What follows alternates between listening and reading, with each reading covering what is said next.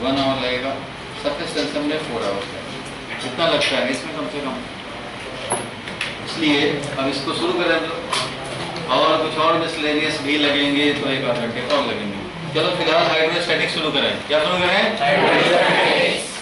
नाम से ही क्या है, हाइड्रो मींस वाटर, और जब वो रेस्ट में हो यानी इक्विलिब्रियम, यहाँ पे स्टैटिक्स बोलने का मतलब एग्जैक्टली रेस्ट ही नहीं, इक्विलिब्रियम मतलब नॉन एक्सेलरेटेड, एक्सेलरेशन इज 0।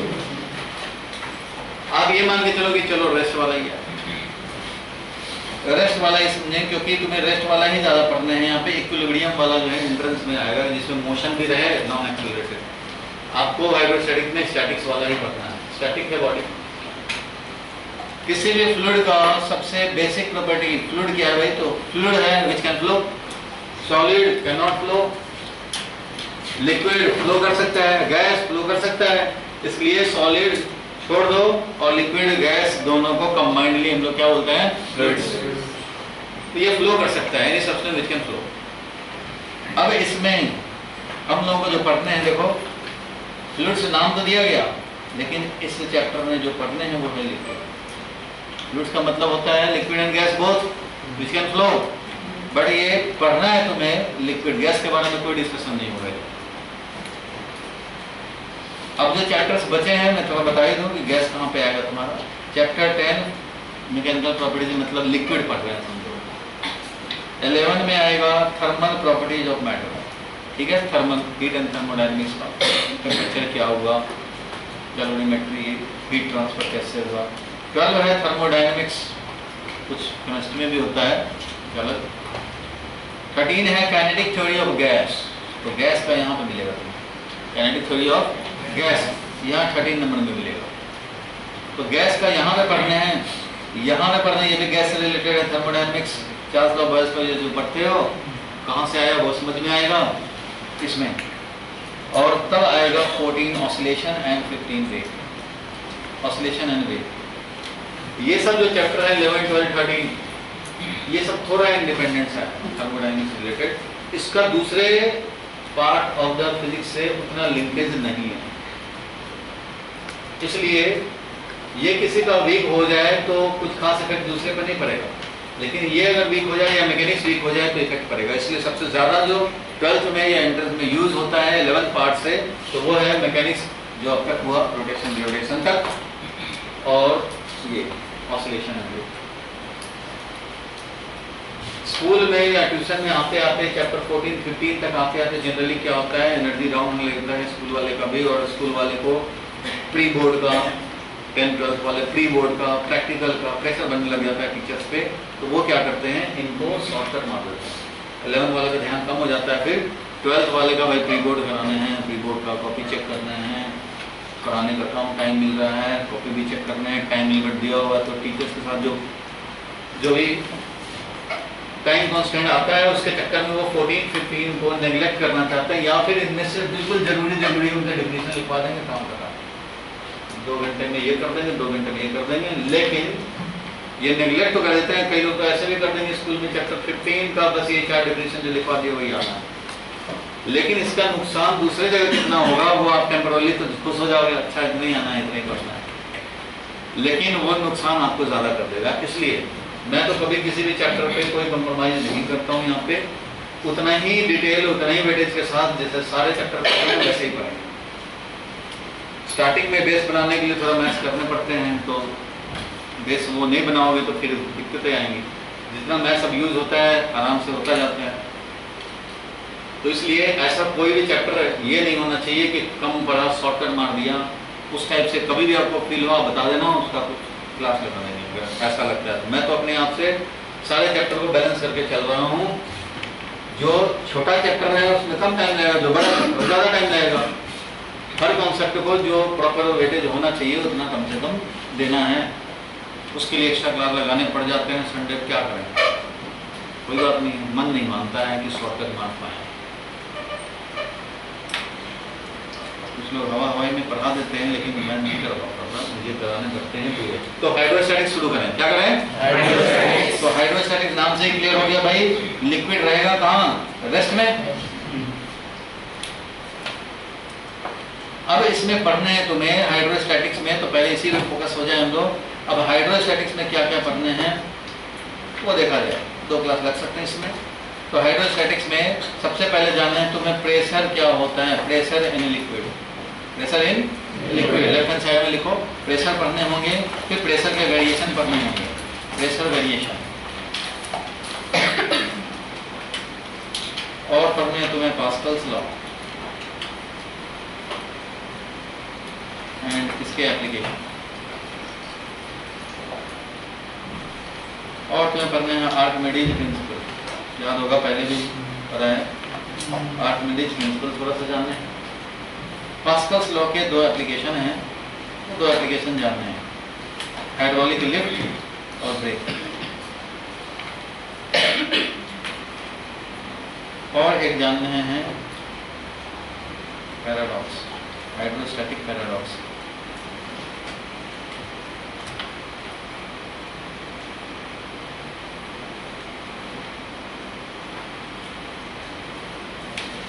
ठीक है, इतना पढ़ना है हाइड्रोस्टैटिक्स।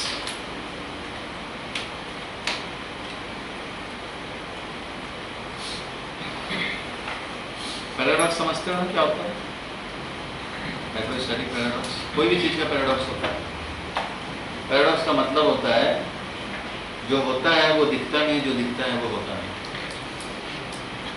इसका मतलब यही है, मतलब पजल है समझो। पैराडॉक्स का मतलब समझो एक पजल है जिसको सॉल्व करना, मतलब उसके डिटेल में जानना कि क्या होता है और वही क्यों नहीं दिख रहा है। जो हो रहा है वही दिखे, जो दिख रहा है वही हो। ये जब हो जाए लॉजिकली जस्टिफाइड तो समझो कि पैराडॉक्स सॉल्व हो गया, रिजॉल्व हो गया। और नहीं तो फिर पैराडॉक्स ही है। तो वो एक हाइड्रोस्टैटिक पैराडॉक्स होता है, वो समझना है। तो पहले ये सब पढ़ेंगे तब होगा pressure in a liquid, liquid या फ्लूइड में प्रेशर। तो भाई प्रेशर क्या होता है उसको जानने के लिए ग्लास ऑफ वाटर।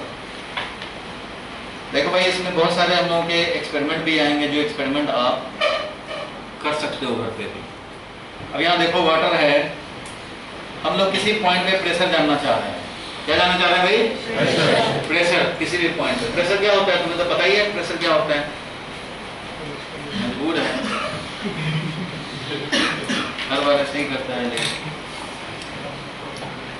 क्या होता है, एनर्जी का कमी हो गया।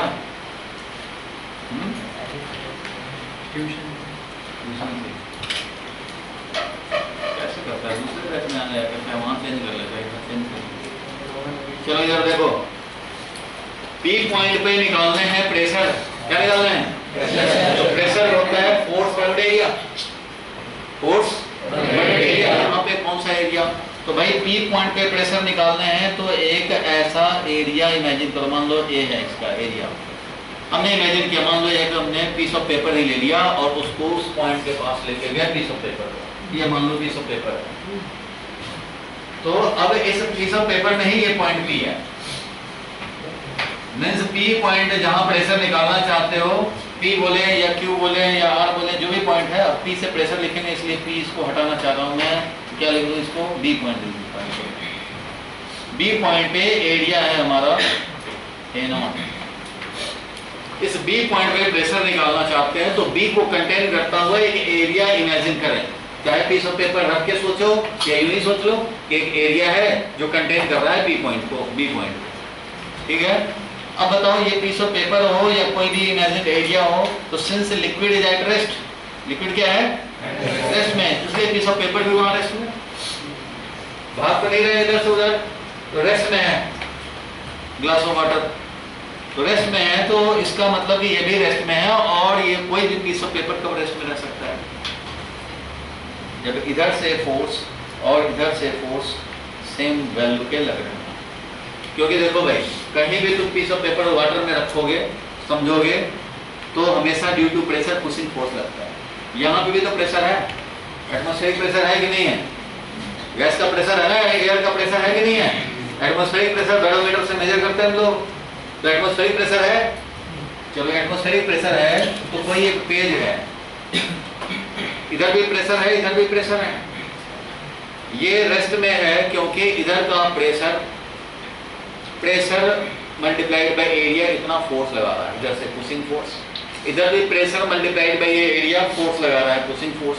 प्रेशर हमेशा पुशिंग फोर्स लगाता है, स्ट्रिंग हमेशा पुलिंग फोर्स लगाता है, बट प्रेशर हमेशा पुशिंग फोर्स लगाता है। एयर का जो भी एयर का प्रेशर, उसके चलते ये वाल को पुश करेगा कि पुल करेगा, पुश ही करेगा। इधर भी पुश करेगा, चाहे सीलिंग भी ऊपर चला जाए, फ्लोर भी नीचे चला जाए, पुशिंग फोर्स लगेगा, गैस का प्रेशर बन रहा है समझो। वैसे ही फ्लूइड हो, कोई लिक्विड हो या गैस हो, प्रेशर बनता है, तो प्रेशर से पुशिंग फोर्स लग रहा है। इसके रेस्ट में रहने का मतलब है, देखो भाई, लिक्विड हो या गैस हो, अगर ये है सरफेस कोई भी इमेजिनरी हो या एक्चुअल हो, तो अगर इसको इमेजिन करना हो कि एक है ये सरफेस, तो इस पे फोर्स भी इमेजिन करने पड़ेंगे। इधर का प्रेशर मल्टीप्लाइड बाय एरिया, क्योंकि जो फोर्स लग रहा है वो force divided by area is the pressure.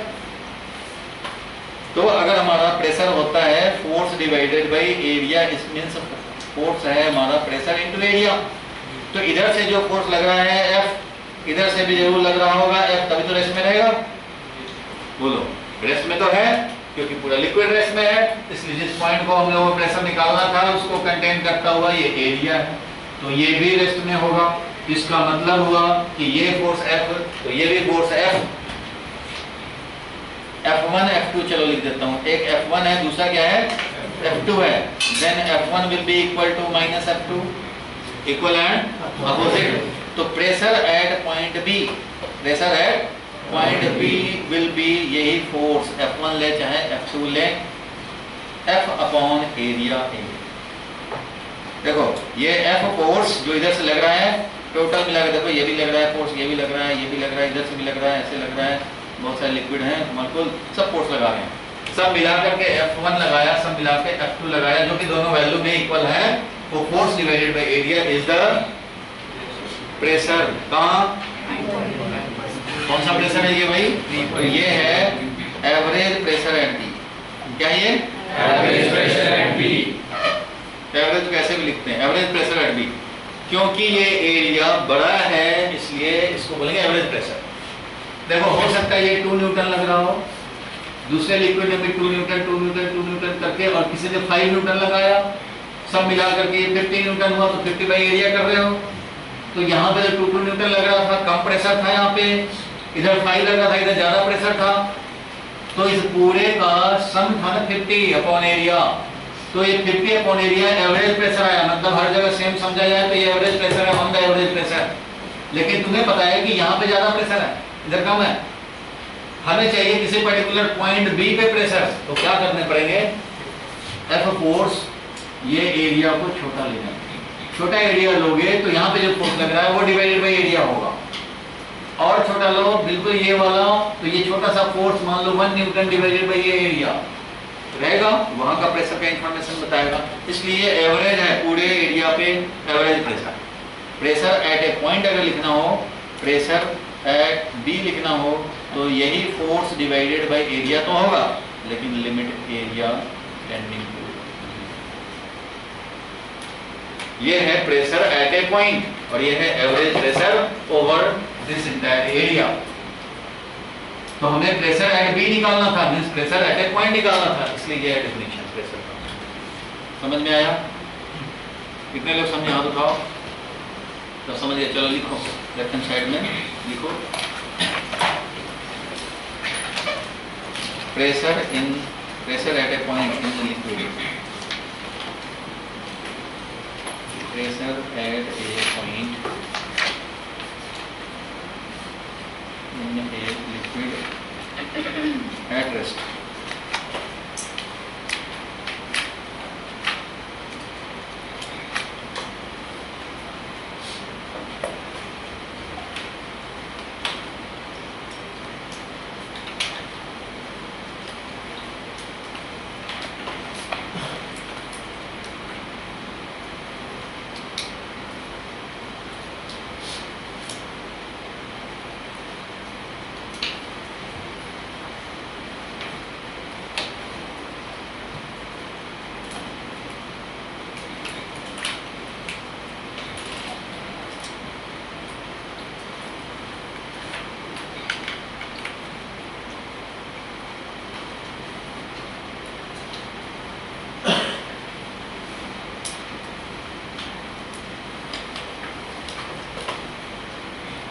Area is at rest like liquid, जैसे लिक्विड रेस्ट में है वैसे ही एरिया भी रेस्ट में है।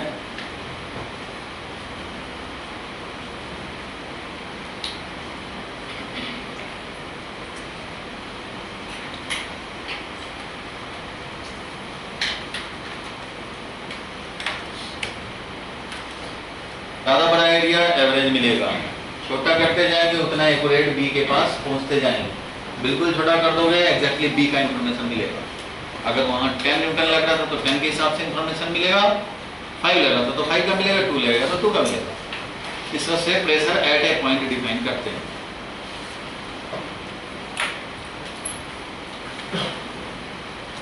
चलो अब प्रेशर वेरिएशन समझा जाए। प्रेशर वेरिएशन बड़ा इंपॉर्टेंट है, वो जानना पड़ेगा। न्यूमेरिकल में यही काम आना है और पास्कल्स लॉ में भी। प्रेशर वेरिएशन इन लिक्विड, सुना है कि जितना डेप्थ में जाओगे प्रेशर बढ़ता जाएगा, सुना है कि नहीं? ज्यादा डेप्थ ज्यादा प्रेशर। याद होगा हम लोगों ने सॉलिड वाले में ये भी तो देखा था, एक ओशन है 80 atm हो गया बॉटम में, था कि नहीं क्वेश्चन? वहां पर डेंसिटी क्या हो जाएगा, न्यू डेंसिटी, तो प्रेशर वहां बहुत बढ़ जाता है। प्रेशर का जो वेरिएशन होता है ये बोला जाता है कि h डेप्थ नीचे जाओगे तो ρgh बढ़ जाएगा। प्रेशर कितना बढ़ जाएगा?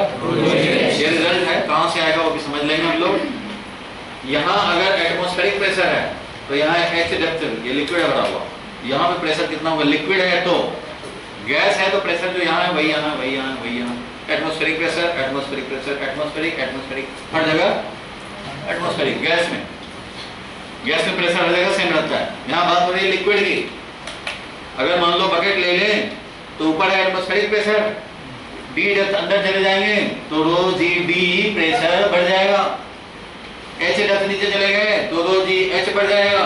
अभी तो रिजल्ट बता रहा हूँ कि क्या होता है, बढ़ता है। जितना ऊपर जाओगे प्रेशर कम होगा, जितना नीचे जाओगे प्रेशर बढ़ेगा। ग्रेविटी का इफेक्ट आता है, होता ये है। अब कैसे होता है हम अभी देख लेंगे। Pressure variation in liquid at rest, liquid at rest, rest वाला ही पढ़ना है इसमें। ये मान लो ग्लास ऑफ वाटर समझो या बकेट समझो, जो भी समझो। इस तरह से इसमें है भाई लिक्विड, वाटर है, रेस्ट में है। अब इसके दो पॉइंट, एक यहाँ ले लें पॉइंट और एक यहाँ ले लें, 2 नंबर, ठीक है। 1 नंबर है, 2 नंबर, जिन दोनों में हाइट का कितना डिफरेंस है भाई? तो h है डिफरेंस। हाइट का क्या डिफरेंस है? h है। अब इन दोनों में हमें रिलेशन निकालना है। रिलेशन ये है, रिलेशन तो ये है भाई कि P2, 2 पॉइंट पे जो प्रेशर होगा वो होगा P1 plus rho g H. Depth में गए हो इसलिए यहाँ का प्रेशर, ऊपर वाले का pressure plus rho g H होगा, इतना बढ़ जाएगा। कैसे आएगा? तो इसको हम लोग लॉज ऑफ मोशन यूज करके निकाल सकते। ये आएगा 3 मास का डेरिवेशन, ठीक है आदित्य, ध्यान रखना। अब 1 पॉइंट पे प्रेशर, 2 पॉइंट पे प्रेशर पे रिलेशन चाहिए, तो प्रेशर कहाँ से आएगा? फोर्स के टर्म में आएगा। फोर्स का तो इक्वेशन लिख सकते हैं, उसी में एरिया से डिवाइड कर दो, मिल जाएगा प्रेशर। इसलिए फोर्स का इक्वेशन लिखने के लिए, फोर्स का इक्वेशन लिखते हैं किसी सिस्टम पे, किस पे लिखते हैं? कोई सिस्टम पे। तो यहाँ पे एक सिस्टम बनाने पड़ेंगे, वो तो आपको लेने पड़ेंगे। जैसे ये कोई न्यूमेरिकल नहीं है, थ्योरेटिकल बात है ये। तो क्या करते हैं डिराइव करने के लिए कि एक 1 पॉइंट को कंटेन करता हुआ हमने एरिया लिया और एक 2 पॉइंट को भी कंटेन करता हुआ एरिया लिया। समझो कि हमने एक सिलेंडर लिया, एक सिलेंडर लिया, टॉप सरफेस इसका 1 पॉइंट कंटेन कर रहा है और बॉटम वाला 2 नंबर कंटेन कर रहा है पॉइंट, और ये है सिलेंडर। सिलिंड्रिकल समझो एक हमने सिस्टम ले लिया। इमेजिन कर रहे, चाहो तो आप वुडन ले लो या इमेजिन करो। तो इमेजिन ही करना है अभी, क्योंकि वुडन आपको लेना नहीं, आपको लिक्विड वाला ही सिस्टम है। ये समझो कि एक area of section R radius है, चाहे सिलिंड्रिकल हो, सिलिंड्रिकल की तरह समझे, या फिर कोई और शेप का स्क्वायर एरिया भी ले सकते हो, लेकिन ये है सिलेंडर की तरह। चलो ये सिलेंडर की तरह सर्कुलर सिलेंडर है, तो ये वाला 1 पॉइंट को कंटेन किया है, तो यहाँ पे प्रेशर सेम समझेंगे, समझे कि और एरिया कम ले लो। प्रेशर P1, यहाँ पे प्रेशर P2, ठीक है, P1 है P2। अब ये सिस्टम भाई देखो पूरा लिक्विड रेस्ट में है, तो ये वाला सिस्टम के अंदर जो लिक्विड है वो भी रेस्ट में है, रेस्ट में है। तो इसके लिए हम लोग फ्री बॉडी डायग्राम देखेंगे। बताओ भाई यहाँ पे प्रेशर अगर P1 है तो इधर से ऊपर वाला लिक्विड धक्का मारेगा नहीं इसको, कितने फोर्स से? एरिया ए है, या ए नॉट है, एरिया ए नॉट है। बताओ भाई, इस वाले सिस्टम पे हम लोग देखना चाह रहे हैं, ये जो लिक्विड सिस्टम है वो भी तो इक्विलिब्रियम में है, वो भी रेस्ट में है। सिस्टम के लिए हम लोग यहाँ पे P1 है प्रेशर, इसलिए इधर फोर्स लगेगा F1 is equal to P1 into area लगेगा। वो धक्का मारेगा कि डाउनवर्ड जाओ भाई, तो यही सोच लो कि कुछ भी है, मान लो यही है, तो यहाँ का एयर क्या करेगा, इसको, इस ब्लॉक को तो डाउनवर्ड धक्का मार रहा होगा, इधर वाला इधर पुश कर रहा होगा, और तो पुशिंग फोर्स लगाता है, एयर हो या लिक्विड हो। ये इधर से पुश कर रहा है, तो ये इधर से पुश करेगा कितना, P2 इंटू ए नॉट, ये वैल्यू हुआ F2 का। ये दो फोर्स तो वर्टिकल लग रहे हैं, इधर से भी लगेंगे, ध्यान दो, इधर से लेंगे, इधर से, इधर वाला लिक्विड इसको धक्का मारेगा, भाई अपना वॉल्यूम कम कर ले, इधर भी बोलेगा वॉल्यूम कम कर ले, ये सब लगा रहे हैं फोर्स।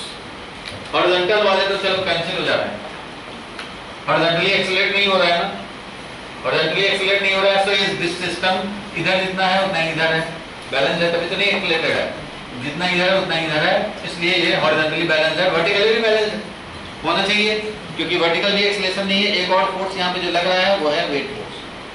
कौन सा फोर्स? Weight force. ये जो लिक्विड वाटर है उसका वेट, तो इस पे लगने वाले सारे फोर्सेस को दिखा दिए। जो हॉरिजॉन्टल लग रहे हैं वो हर तरफ से लग रहे हैं, जो हॉरिजॉन्टल लग रहे हैं, मान लो ये सिलिंड्रिकल है, इधर से लगा, इधर से लगा, इधर का लिक्विड भी कंप्रेस कर रहा है, इधर से भी कर रहा है, सब एक दूसरे को कैंसिल कर रहा है, बट वर्टिकली ये जो लगा रहा है और इधर से ये लगा रहा है और अपना वेट ये है। सो वर्टिकल इक्विलिब्रियम के लिए लिखें, क्योंकि यहाँ का प्रेशर, यहाँ का F1 चाहिए, तो वर्टिकल इक्विलिब्रियम में इक्वेशन लिखने पे यहाँ का P1 आएगा, P2 आएगा, इसलिए हम लोग लिखेंगे फॉर कौन सा इक्विलिब्रियम, कौन सा इक्विलिब्रियम, जितना अपवर्ड फोर्स उतना डाउनवर्ड फोर्स, क्योंकि नेट फोर्स अपवर्ड में कितना, 0 होना है कि नहीं, नेट अपवर्ड में फोर्स कितना होना है, 0। इसका मतलब जितना अपवर्ड है फोर्स उतना ही होना चाहिए। अपवर्ड फोर्स बोलो, अपवर्ड फोर्स कितना, P2A0। और भी कोई है, नहीं है, P2A0। डाउनवर्ड फोर्स बोलो, P1A0 प्लस mg। इसलिए यहां से मिल गया तुम्हें P2A0 is equal to P1A0 plus mg। mg का वैल्यू, m क्या है, mass of the liquid system, जो सिलेंडर में है, मास क्या लिखेंगे, डेंसिटी, क्या लिखेंगे, तो लिक्विड का डेंसिटी है, उसी का सिलेंडर लिया हुआ है, डेंसिटी इनटू वॉल्यूम, तो डेंसिटी लिखा, तो वॉल्यूम बताओ कितना, A0 है, एरिया सीधा दिया हुआ, area into h, IR square में तो एरिया ही होता है, एरिया इनटू h, यानी क्या लिखेंगे, A0 इनटू h। वो इसलिए लिख रहे हैं क्योंकि इधर भी A0 ही दिया हुआ है, A0 क्या हो गया, तीनों में से A0 कैंसिल हो गया, और क्या मिल गया, P2 is equal to P1 plus G लिखा, mg, तो P2 equal to P1 plus GH। ये था जो इक्वेशन हमें लाना था, यानी कि डेप्थ ज़्यादा तो प्रेशर हो जाए ज़्यादा, जितना डेप्थ पे जाओगे उतना ही ज़्यादा प्रेशर पाओगे। लिख लो, ये आपका है, तुम आपका तैयारी करना।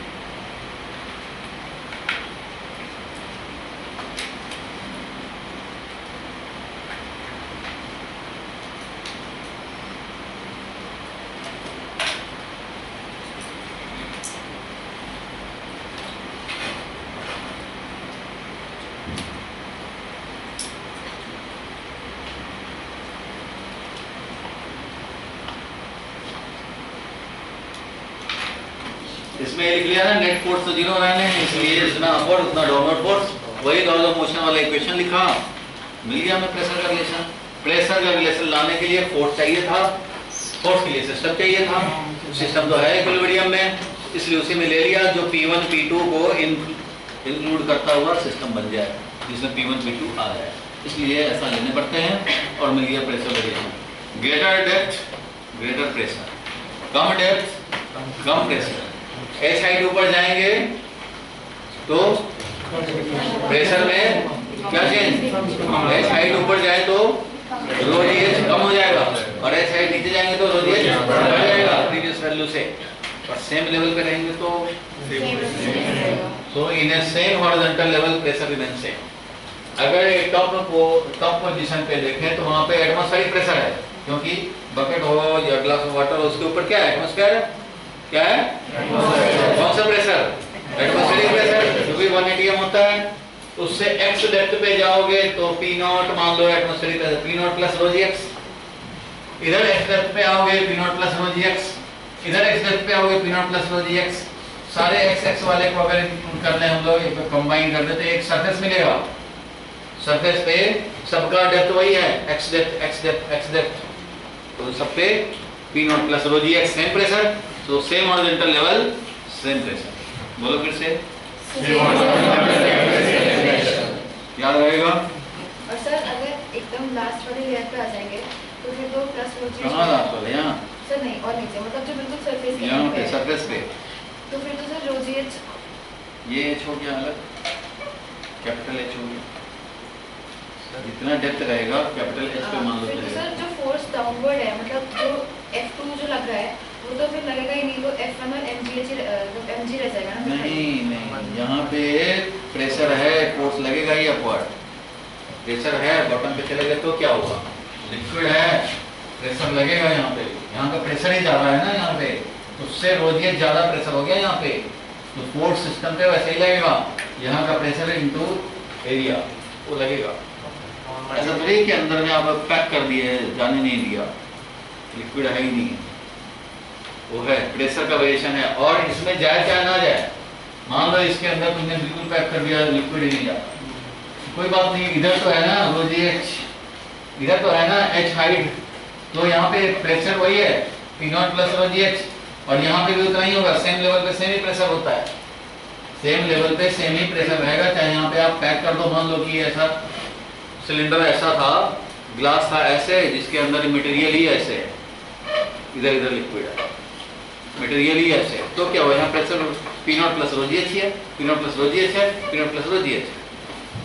अब बीच में तुम निकाल दे, वहाँ लिक्विड ही नहीं जाने दिए, तो वो फिर तो अलग हो गया, फिर तो वो मैकेनिकली अलग सिस्टम ही बन गया, लेकिन यहाँ का प्रेशर भी P0 plus rho g H यहाँ भी, इसलिए अगर ग्लास में वाटर भरा हुआ है तो पूरे बॉटम पे प्रेशर वही है P0 plus rho g x, ये रो जी कैपिटल एच।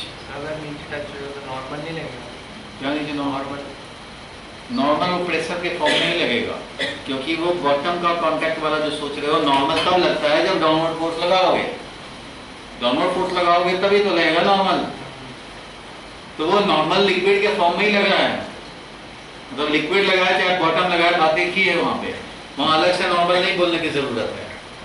लिक्विड में जो फोर्स लग रहा है, ये सिस्टम जो हमने इमेजिन किया है, इस पे लिक्विड के फॉर्म में ही लगेगा, समझो कि ये बॉटम है, फिर लिक्विड है, छोटा सा लेयर, फिर ये है, तो लिक्विड ही लगाएगा इस पे, ठीक है, लिक्विड ही लगाएगा। अब मान लो तुम ऐसा करोगे, ये इस पे मान लो लिक्विड रख दिया, टेबल पे लिक्विड रख दिया, ऐसे बिना ग्लास का रख दिया, ऐसे ही रख दिया, तो इसका वेट लगेगा, वो नॉर्मल लगाएगा, जो वेट रहेगा इसका एमजी उतना नॉर्मल लगाएगा, ऐसा ही होगा।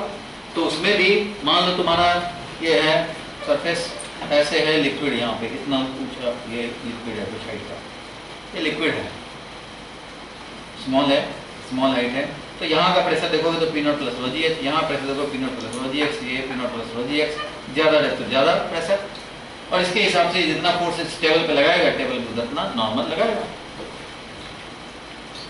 चलो इस पे अभी और भी आएगा क्वेश्चन, तो समझेंगे। फिलहाल प्रेशर वेरिएशन को समझा हम लोगों ने, जब लिक्विड रेस्ट में है, हाँ लिक्विड, तो इस कंडीशन में ये pressure variation right hand side देखेंगे। चलो राइट हैंड साइड पे आ जाए, व्हाट इज फ्लूइड्स पढ़ो और अंडरलाइन करो, जोर से पढ़ना। बेसिक प्रॉपर्टी क्या है? पेन भी चलाओ जरा, कंजूस मत बनो, आपसे मत बनो। The fluid does not have any resistance or show any resistance. Does not show any resistance to change in its shape. Thus, the shape of fluid is bound by the shape of the container. जैसा container होगा वैसा spherical रहेगा, तो spherical shape बन जाएगा। Cylindrical liquid and gas can flow and therefore called fluids. Liquid possesses finite volume but no finite shape. However, gas have neither finite shape nor a characteristic volume. Liquid को तो कम से कम volume fix होता है, shape भले ही fix ना हो, लेकिन gas के लिए कुछ भी फिक्स नहीं है। मीन्स बेसिक बात ये है कि फ्लूइड वो सब्सटेंस है जो कि फ्लो कर सके, ठीक है, जो फ्लो कर सके। ऐसे मार दे तो वो जाने लग गया। अब यहाँ पे देखें what is thrust and pressure. Thrust भी है ये पुशिंग फोर्स, तो थ्रस्ट अपॉन एरिया को ही बोलते हैं pressure. Thrust upon area is pulling force को थ्रस्ट नहीं बोलते, थ्रस्ट का मतलब ही होता है pushing force. Pushing force per unit area या थ्रस्ट पर यूनिट एरिया को बोलेंगे प्रेशर। पढ़ो क्या लिखा है, अंडरलाइन भी करा जाए। सबमर्ज, जब भी ऑब्जेक्ट को सबमर्ज करेंगे in a fluid at rest the liquid exert force on its surface normally, normal perpendicular to the surface, normally मतलब perpendicular to the surface force लगाता है, it is called thrust and the unit newton है इसका। Thrust का भाई thrust तो force ही है। The thrust और force exerted by fluid in equilibrium or rest per unit area of a surface in contact with the fluid called average pressure। Mathematically average pressure है F upon area, और limiting case में pressure है delta F by delta A, limit delta A tending to 0। Pressure at P, यही है F eight P, area लिया तो differential लिख के रखा है, ठीक है। प्रेशर आ गया force divided by area, delta A लिखें या ए लिखें एक ही बात है, but limit delta A tending to 0, सब समझते हो। ऐसा यूनिट क्या होगा, पढ़ो, डायमेंशन फार्मूला पता ही है, स्केलर क्वांटिटी है प्रेशर। प्रेशर होता है, देखो इसमें कंफ्यूजन आ सकता है, pressure is force upon area, force vector है, फोर्स क्या है, एरिया क्या है, स्केलर। लेकिन ये वाला वेक्टर डिवाइडेड बाय स्केलर तो वेक्टर होता है, कोई वेक्टर आई कैप है उसमें 2 से डिवाइड कर दो या 2 से मल्टीप्लाई कर दो तो एक वेक्टर बनता है, इसलिए बच्चा कंफ्यूज हो सकता है कि वेक्टर डिवाइडेड बाय एरिया हो रहा है तो वेक्टर प्रोड्यूस होना चाहिए, लेकिन खाली यही नहीं है, यहाँ पे बिहेवियर भी देखा जाएगा, खाली ये नहीं देखा जाएगा। प्रेशर का बिहेवियर क्या है भाई, प्रेशर का बिहेवियर ये है कि ये डायरेक्शन लेस होता है। प्रेशर यहाँ पे 1 atm है, कितना है 1 अगर ऐसे रखें यहाँ एरिया तो इसको ये 1 atm multiplied by area force लगेगा अपवर्ड। यहाँ रखेंगे तो प्रेशर मल्टीप्लाइड बाई ये एरिया फोर्स लगेगा इधर, इधर रख देंगे तो प्रेशर मल्टीप्लाइड बाई ये एरिया लगेगा ऐसे फोर्स, और इधर रख दें तो ऐसे फोर्स, मतलब फोर्स इधर भी लग सकता है इसी प्रेशर के चलते, इधर भी लग सकता है इधर भी, कहाँ रखे हो कैसे रखे हो तो उसके परपेंडिकुलरली लगाएगा फोर्स, इसलिए फोर्स का डायरेक्शन है।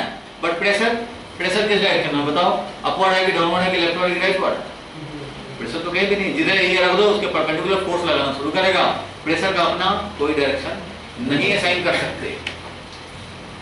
आप बताओ प्रेशर का किधर डायरेक्शन दे दें, ऐसा कोई दे सकते हैं? प्रेशर हर डायरेक्शन में सिमेट्रिकल बिहेवियर, आइडेंटिकल बिहेवियर दिखाता है, इधर से रखो तब भी वैसा ही, इधर से रखो तब भी वैसा ही, इधर से रखो तब भी वैसा ही, इसलिए there cannot be any direction assign to pressure. Pressure is scalar, भले ही वो वेक्टर अपॉन स्केलर है लेकिन ये है ओवरऑल स्केलर, फोर्स वेक्टर है। अब तुम ये सोचोगे अच्छा फोर्स ये भी स्केलर मल्टीप्लाई किया तो वेक्टर कैसे हो गया, भाई उसका बिहेवियर है वैसा, वैल्यू मिलेगा इस फॉर्मूला से, तुम्हें क्या मिलेगा, वैल्यू ओनली, डायरेक्शन है नहीं है साइन, उस हिसाब से वेक्टर या स्केलर डिसाइड होगा, ठीक है, ये सिर्फ तुम्हें वैल्यू मिलेगा, इसलिए ऐसे फोर्स अपॉन एरिया हम लोग नहीं लिखते, सिर्फ वैल्यू मिलेगा, pushing force per unit area is pressure, ठीक है, जैसा एरिया रखोगे उसके नॉर्मल डायरेक्शन मिलेगा, इसलिए ये फोर्स का वैल्यू डिवाइडेड बाई एरिया है। कितने लोग समझे, मान उठाओ, तो समझ गए, चलो ये पढ़ो, और भी इसके यूनिट्स हैं, पढ़ो। यहाँ क्या लिखा है जोर से?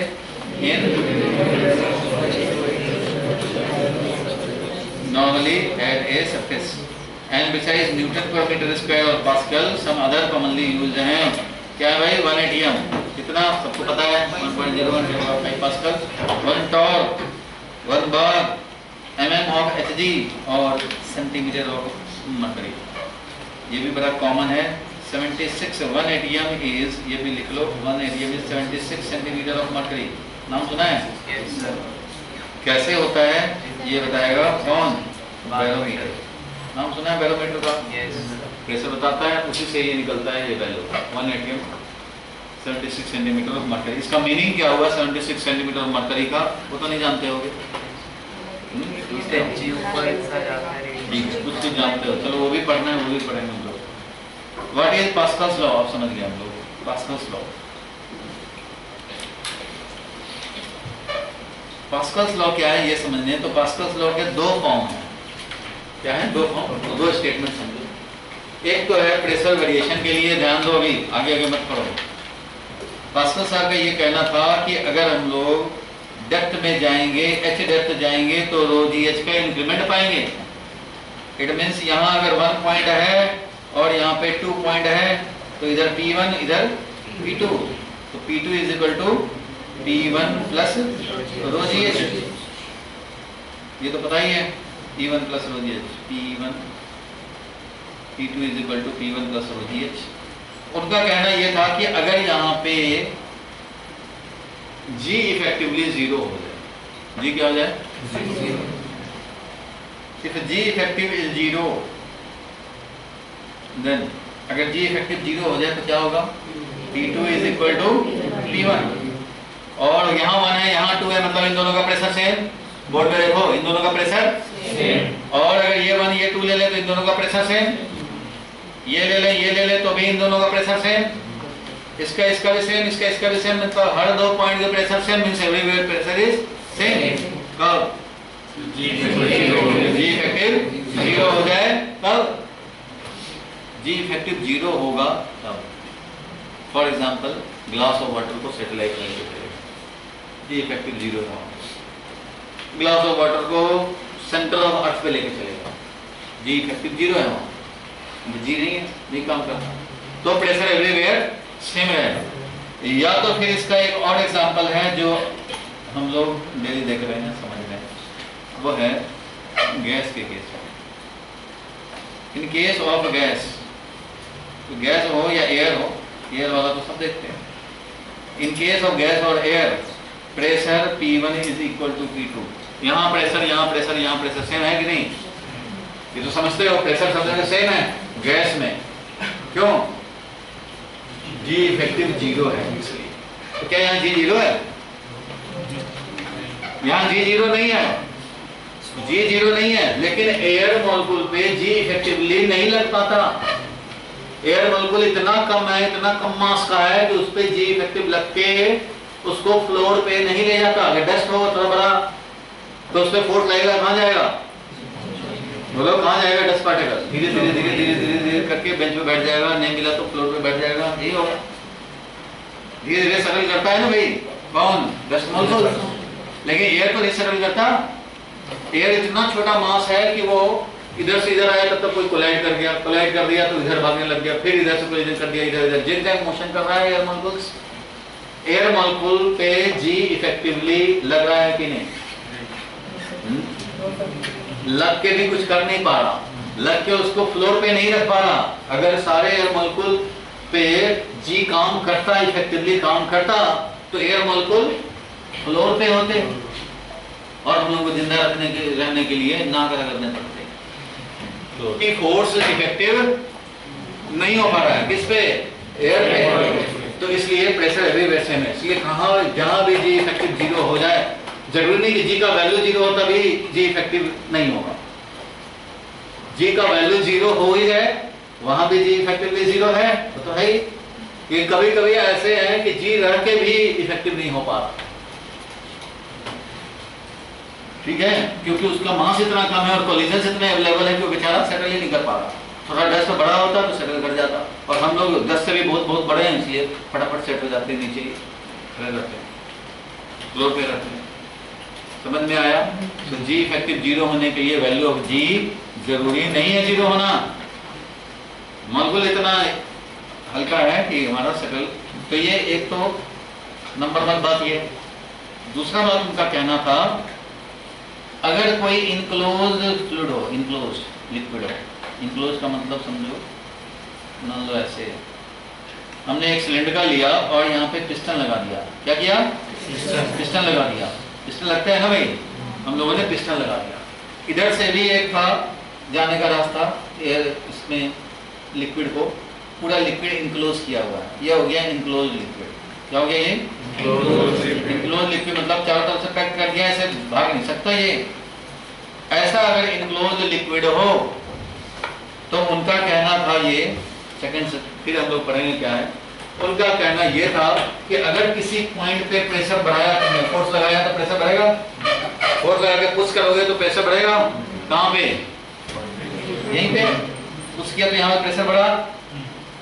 तो अब यहाँ प्रेशर बढ़ेगा, तो पास्कल साहब का कहना है कि जितना यहाँ पे प्रेशर इंक्रीमेंट होगा, मान लो 2 atm से यहाँ बढ़ गया प्रेशर, तो यहाँ भी 2 atm से बढ़ेगा, यहाँ भी, यहाँ भी, यहाँ भी, पूरे लिक्विड में हर जगह 2 atm बढ़ जाएगा। Means change in pressure will be transmitted throughout the liquid as well to the wall of the container. Container पे भी उतना प्रेशर बढ़ जाएगा, सब पे उतना ही प्रेशर बढ़ेगा। जितना तुमने एक पॉइंट पे बढ़ाया उतना हर पे बढ़ेगा, वॉल पे भी बढ़ेगा, इस पिस्टन पे भी बढ़ेगा। ऐसे जो फोर्स लगा था इस पिस्टन पे वो भी बढ़ेगा। इनक्लोज्ड फ्लूइड में कहीं भी तुमने प्रेशर बढ़ाया तो वो इंक्रीमेंट या डिक्रीज किया तो वो डिक्रीमेंट एवरीवेयर ट्रांसमिट हो जाएगा तुरंत। इधर से भी तुमने फोर्स लगा दिया, इसका प्रेशर बढ़ा दिया, यहाँ पे जितना फोर्स लगाओगे divided by area will be the pressure increment, तो वो इंक्रीमेंट हो जाएगा। ये कैसे? तो ये ऐसे, इससे यहाँ का रोजियस ज्यादा होना है, समझने के लिए बता रहा हूँ। इससे यहाँ का रोजियस ज्यादा होना है। बोर्ड पे देखो, यहाँ पे जितना भी प्रेशर है यहाँ पे पिस्टन के बटन पे, उससे इधर रोजियस ज्यादा होना है। अब यहाँ पे देखो, पहले था P1, तो यहाँ कितना था? नहीं, यहाँ पे P1 अगर था तो यहाँ पे कितना था? तो P1 प्लस रोजियस, P1 प्लस रोजियस। अब यहाँ पे P1 के बदले में P1 प्लस डेल्टा P हो जाए, क्या हो जाए? P1 plus delta P। तो बताओ भाई यहाँ कितना हो जाएगा? P1 plus delta P plus rho g H, यानी कि P1 plus delta P plus rho g h. तो आप बताओ, यहाँ पे पहले जो डिफरेंस था, यहाँ P1 था, यहाँ P1 plus rho g H था, तो रो जी एच डिफरेंस। तो यहाँ बढ़ाया तुमने, यहाँ पे बढ़ाया तो यहाँ भी बढ़ा प्रेशर, डिफरेंस अब कितना है? रो जी एच है। इसलिए रो जी एच डिफरेंस होना है तो वो होना है, और रोजियस डिफरेंस होने के लिए, ये फिक्स्ड डिफरेंस होने के लिए, क्योंकि एच डेप्थ पे जाएंगे तो रोजियस इंक्रीमेंट पाएंगे। तो यहाँ पे अगर हमारा डेल्टा पी बढ़ा है तो यहाँ भी डेल्टा पी बढ़ेगा, तब तो हमारा सेम डिफरेंस रहेगा, तब तो सेम डिफरेंस रहेगा। अब दो का हाइट सेम, डिफरेंस जो है सेम रहना है, तो जितना ये इंक्रीमेंट करेगा उतना ही इसका भी होना चाहिए। ध्यान नहीं यहाँ पे, कम है ध्यान। अगर दो का हाइट में डिफरेंस सेम रहना है तो इसका मतलब क्या हुआ? 1-2 इंच बढ़ा है तो इसको भी 2 इंच बढ़ना ही पड़ेगा ना, तभी तो डिफरेंस सेम रहेगा। वैसे ही इसका दोनों का डिफरेंस रोजियस रहना है, तो यहाँ पे 1 atm है तो यहाँ 1 atm प्लस रोजियस है। अब यहाँ 3 atm हो जाए, यानी कि 2 का इंक्रीमेंट, तो यहाँ पे भी 3 प्लस रोजियस होगा, यानी कि पहले 1 प्लस रोजियस था, 3 प्लस रोजियस है, तो इंक्रीमेंट कितना? 2 का। तो 2 atm यहाँ भी इंक्रीमेंट, हर जगह इंक्रीमेंट या डिक्रीमेंट क्या होने हैं? इसलिए हर पॉइंट पे, यहाँ पे डेल्टा पी बढ़ा तो यहाँ भी बढ़ेगा। यहाँ अगर एक्स डेप्थ पे था तो यहाँ पे पी प्लस रोजी एक्स था, तो अब P plus delta P plus रोजी एक्स होगा, तो यहाँ भी डेल्टा पी बढ़ गया, यहाँ भी डेल्टा पी बढ़ेगा, यहाँ भी बढ़ेगा, यहाँ भी बढ़ेगा, यहाँ भी बढ़ेगा, हर जगह बढ़ेगा। समझ में आया? तो उनका सेकंड स्टेटमेंट था, if pressure in A enclose liquid, enclose में यानी कि पकड़ ले लिए और हाथ से फोर्स लगा रहे हैं तो प्रेशर बढ़ा रहे हैं तो नहीं बढ़ेगा, क्योंकि इधर से फोर्स लगाओ इधर से निकल जाएगा। इनक्लोज होना चाहिए, पैक्ड होना चाहिए। पैक्ड लिक्विड में pressure change at any point will be transmitted throughout the liquid as well as to the wall of the container. समझ गए? ये है दो पास्कल्स लॉ के स्टेटमेंट, लिख लो पहले और ब्रेक भी कर लिया जाए, जिसको पानी पीना होगा पी लेगा, पहले लिख ले, उसके बाद आगे हम लोग समझेंगे।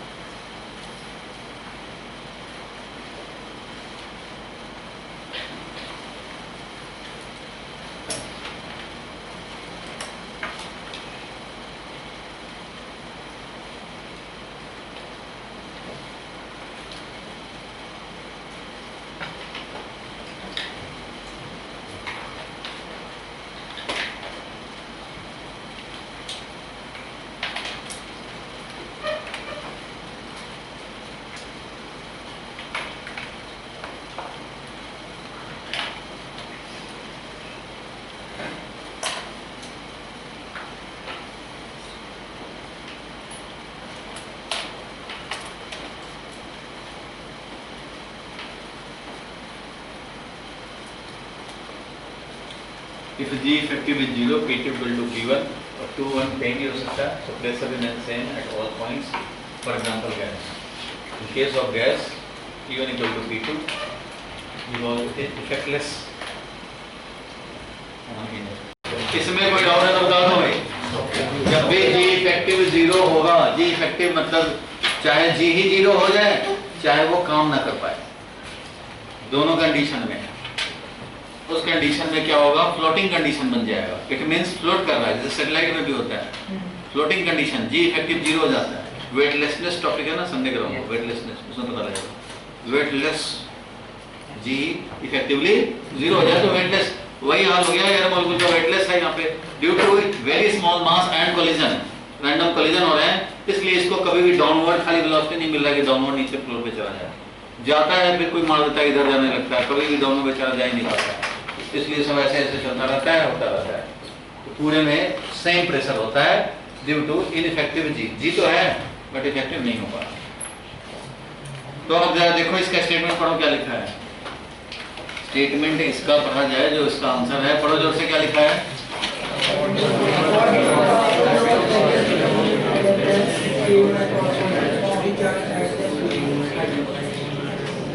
Pressure in fluid at rest is the same at all points which are at the same height पे same pressure होता है।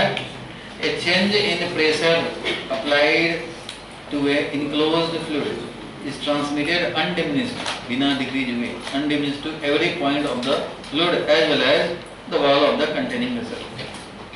Action of hydraulic lift, action of hydraulic brake, ये सब पास्कल्स लॉ पे देखेंगे, तो आगे हम लोग देखेंगे।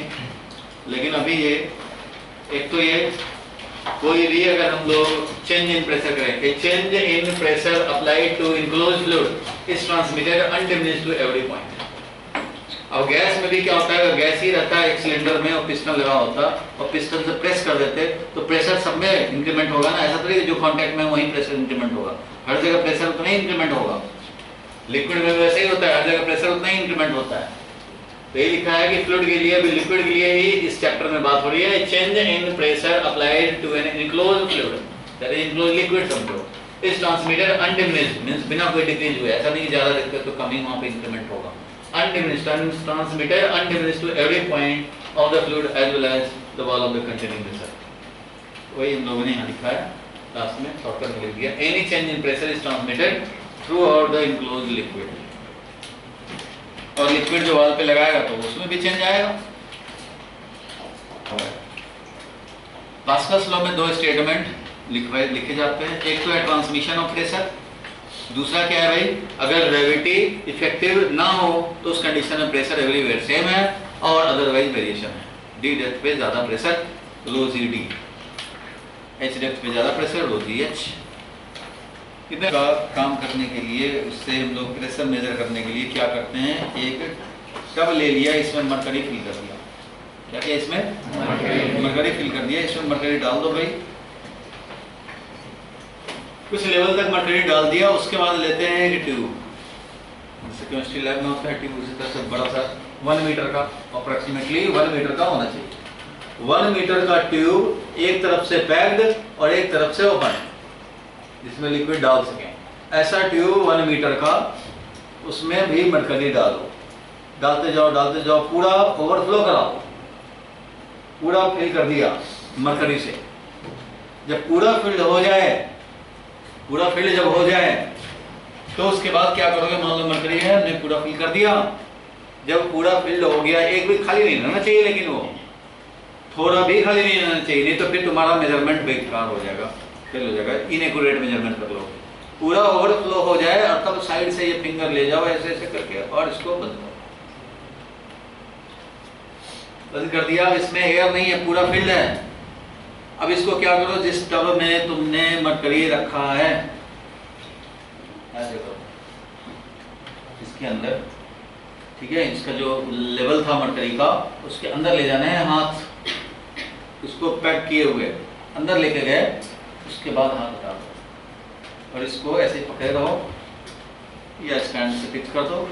उल्टा हुआ है ये, पैक्ड वाला इधर है, फ्री ओपन एंड वाला इधर है, वो मरकरी के अंदर है, ये रहेगा। देखोगे कि ये तो पूरा पैक्ड था।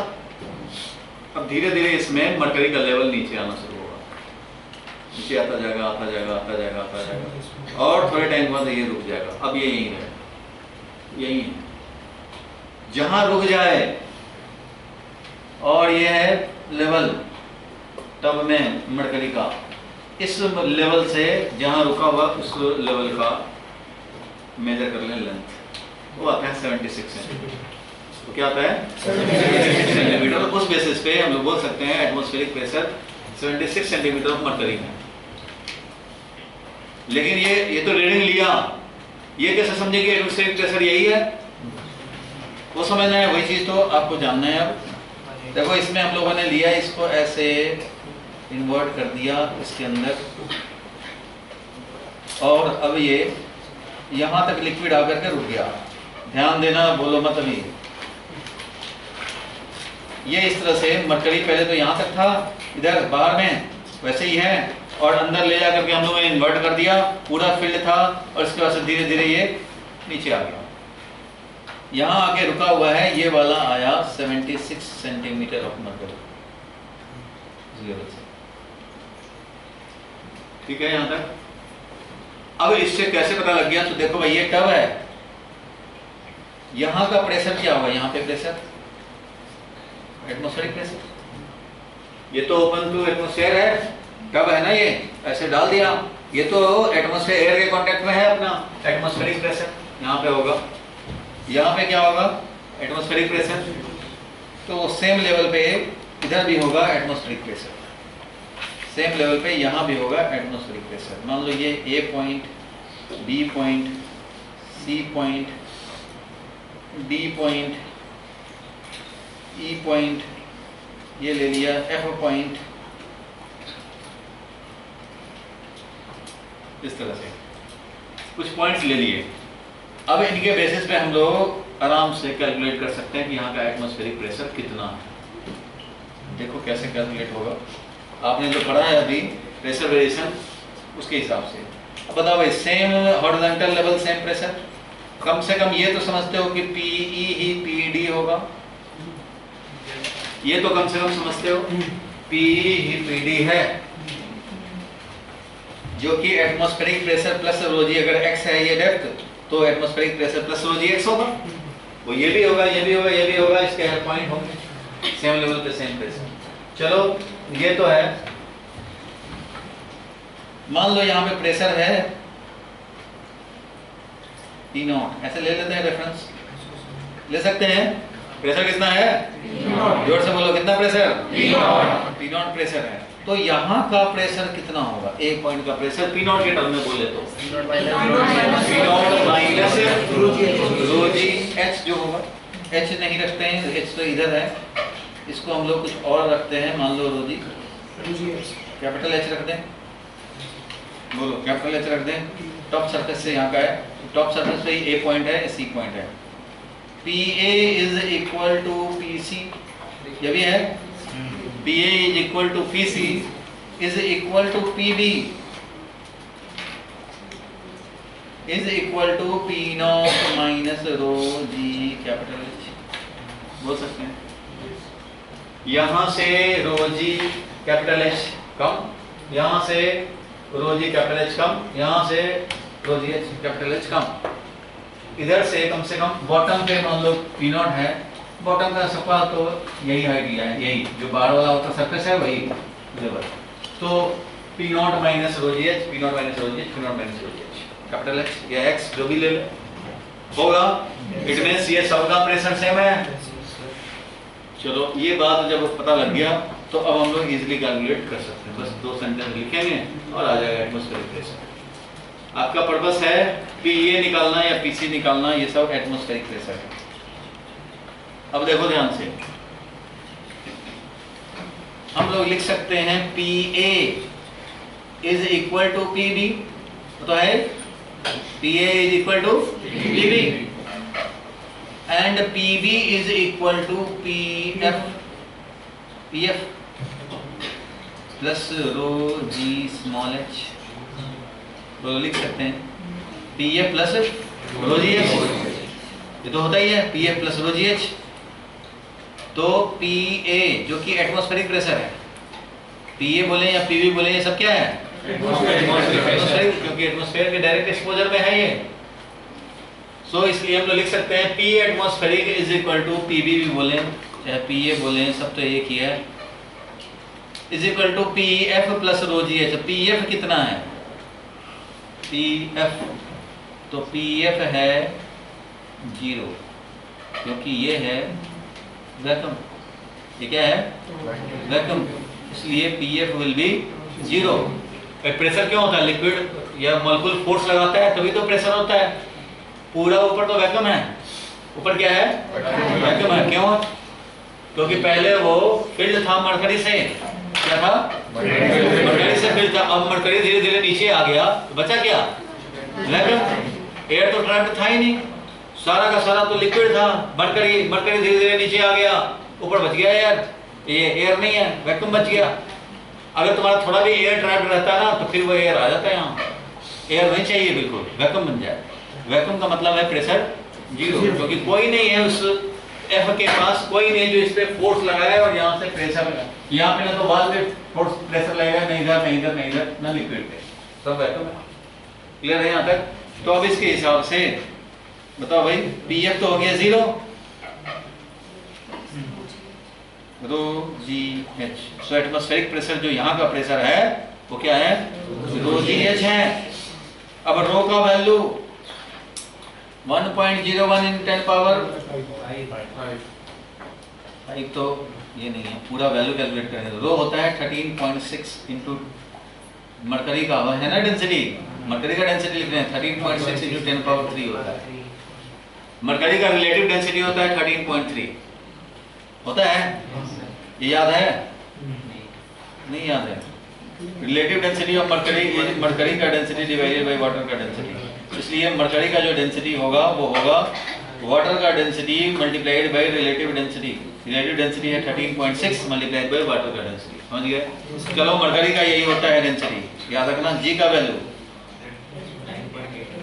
और एच का वैल्यू 76 सेंटीमीटर आया, ठीक है? सब ऐसे ही में लिखा तो ये वैल्यू आता है 1.01 × 10 power 5 newton per metre, that is 1.01 × 10 power 5 pascal. इसी को हम लोग बोलते हैं 1 atm।